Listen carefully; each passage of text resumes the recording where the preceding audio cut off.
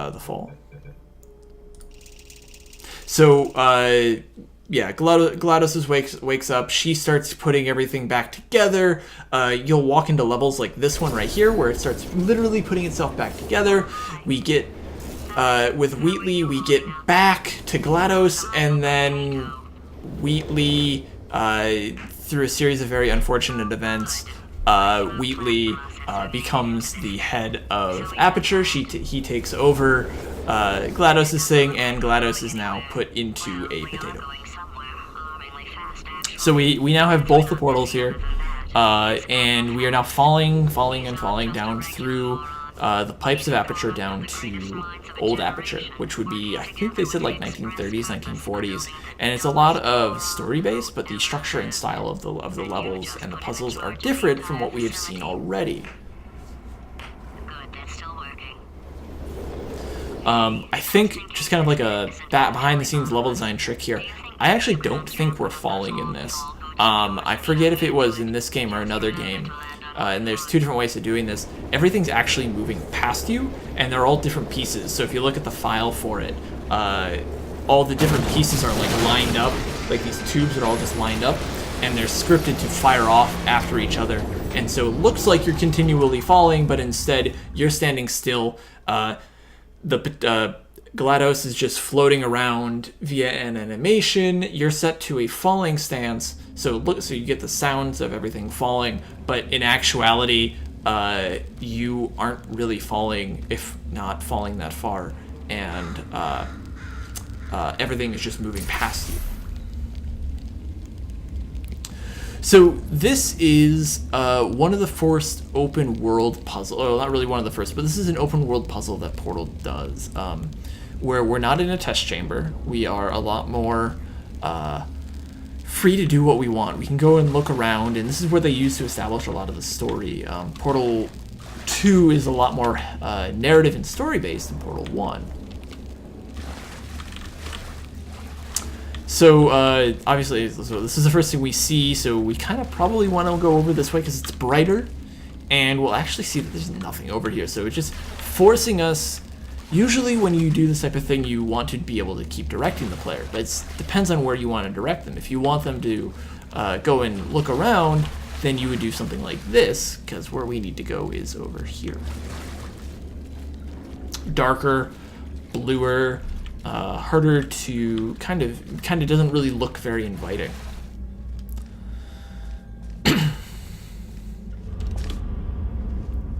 And this is where we start getting really tested on what we had learned already from the game. Portal 1 had, I think, 18 chambers, and then 3 or 4 other chambers that were more open world like this.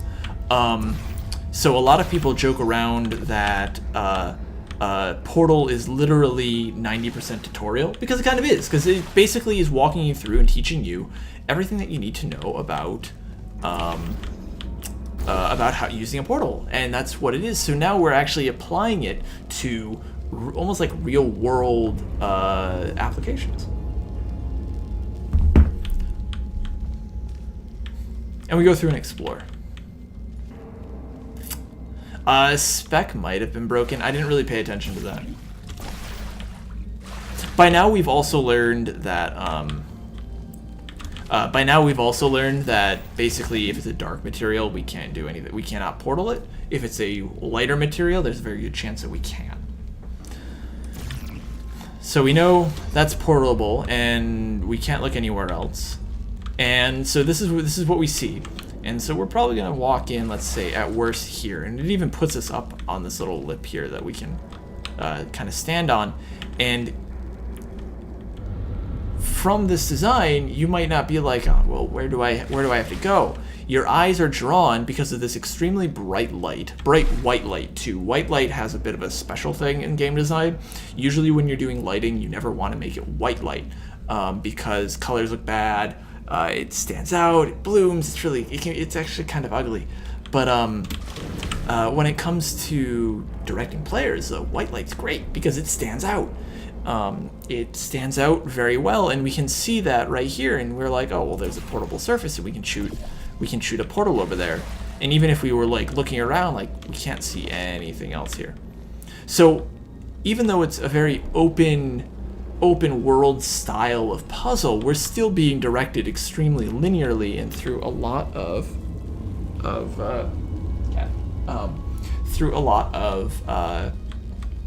direction.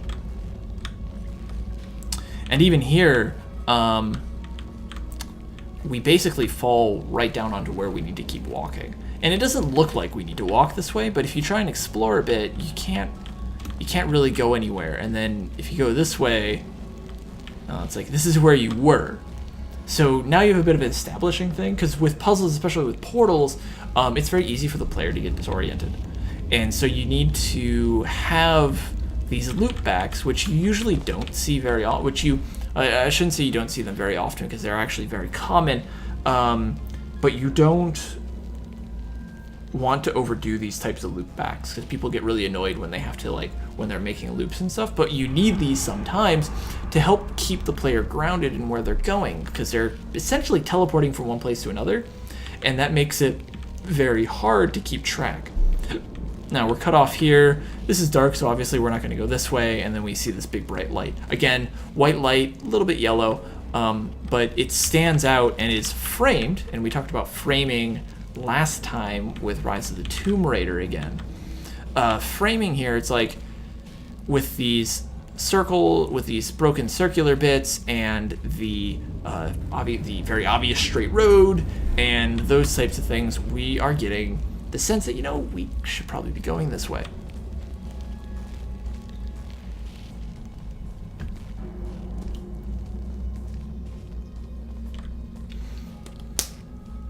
And again, we just get some story stuff. Like I said, Portal 2 has a lot more story to it than Portal 1, because it was a lot more fleshed out. So we get a little tiny window into the world that we need to be going to, which is going to be over there, and we can try and shoot at what we have, and we can fire our portal a little bit through there, but none of this is portable. We cannot actually shoot a portal onto any of these locations, so now we need to find another way. And up until this point, so if we come over here, it's blocked by this chunk of stuff here. Our eyes are probably going to be turned over to here, because we obviously want to go through here, or trying to check the doors. We can easily kind of miss that we can portal this right here, and then we have this white light again to show, just highlighting it. Lighting gets really, really important in level design, especially when you have dark and white. Especially in Portal, which is a very dark versus light style of art. So this is something that I would, as a level designer, I would be including these lights to help highlight where I need to go. Now, I was mentioning earlier that we never actually look up. Players never looked up. Like, how many times did I look up walking around here?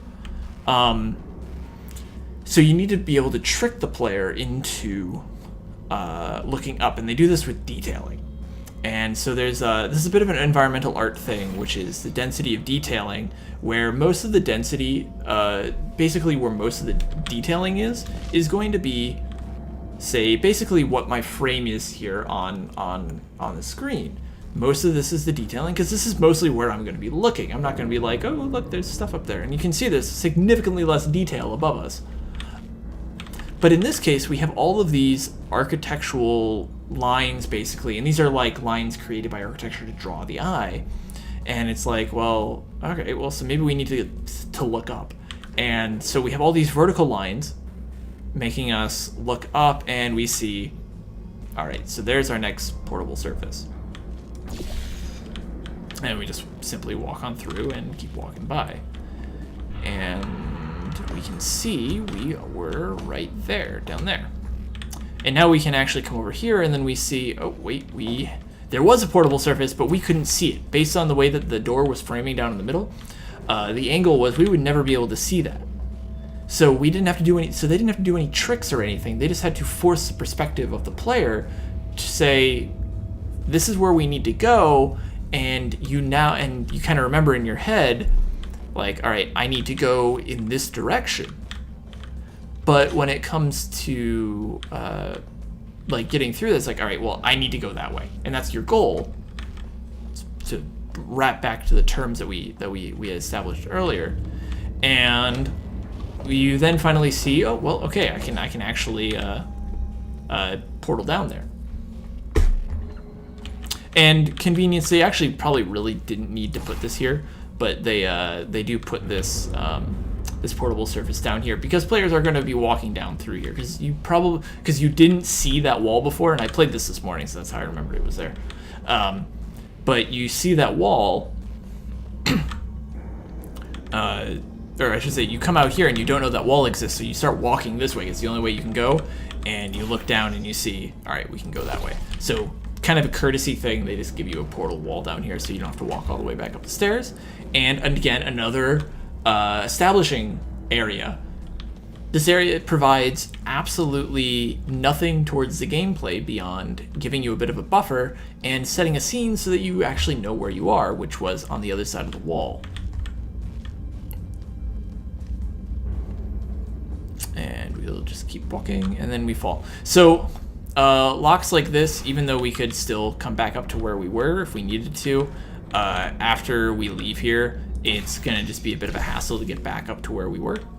So basically, when you see a big long fall like this, it generally means you don't need to go anywhere.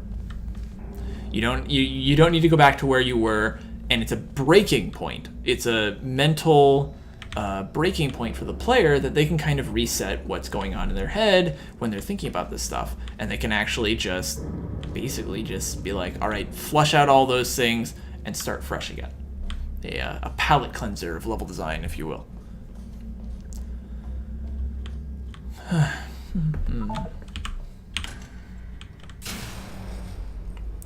So again, we just come in here, level design trick, just basically you see what you need to do, it's right in front of you, you can reach it, it even has a little pop-up telling you what to do. So now we see that's our goal. We obviously need to open this giant door and see what's hidden behind it, and we see a number 1 and number 2, they're highlighted. This is a bit of phantom light on it, and if you weren't here for last week, phantom lighting is essentially lighting an object without any form of light source. And actually, you get a really good example of it right here. There is absolutely no spotlight pointing on this light or on this wall, but it needs to be highlighted, and they can't in environment add a light source there because it would look weird. Like, why would you put a light down here, which is obviously just a drainage pit? Why would you put a light down into here?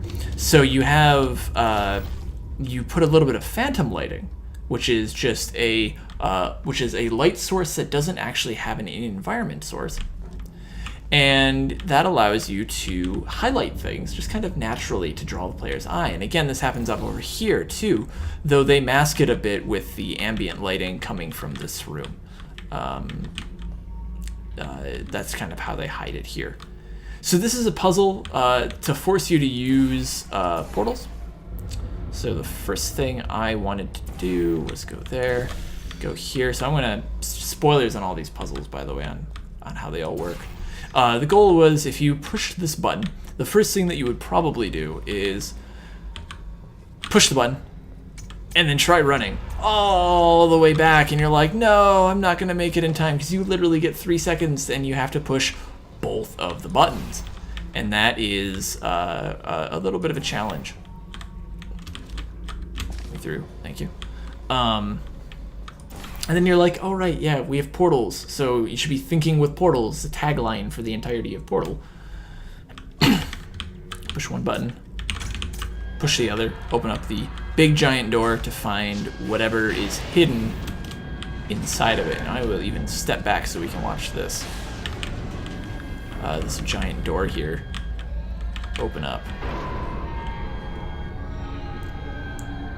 It reminds me of Fallout. Whenever this big door opens up, like the scene, just it's like, this is Fallout. And so just a bit of an artistic fun time here. They open up the door, they highlight it, it's completely black, you have no idea what's behind it, and then it's just a wall with this little dinky door right there. Worst door ever. And I need to get myself back up there. And I fell. let's not do that. There we go.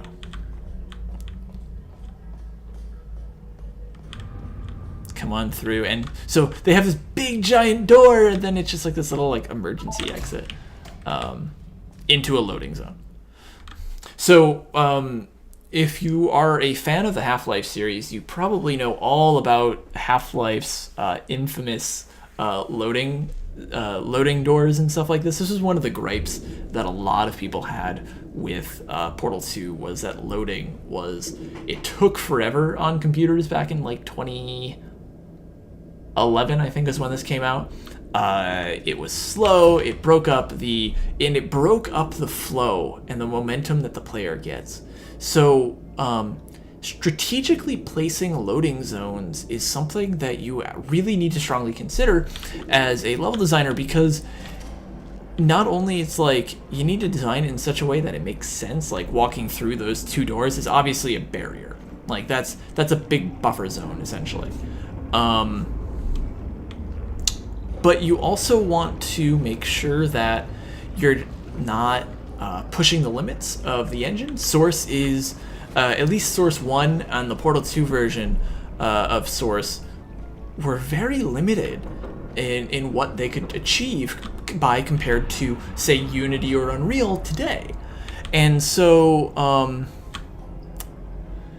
so loading zones were something that kind of, were kind of a bit of an art in determining where they were, because you needed to place them in such a way that they made sense for the level, they were a good breaking point, and that they didn't destroy the the flow and the feel of the game. Because if you have too many, that breaks immersion, and immersion, you never want to break immersion. That's like one of the few things in games you don't want to break.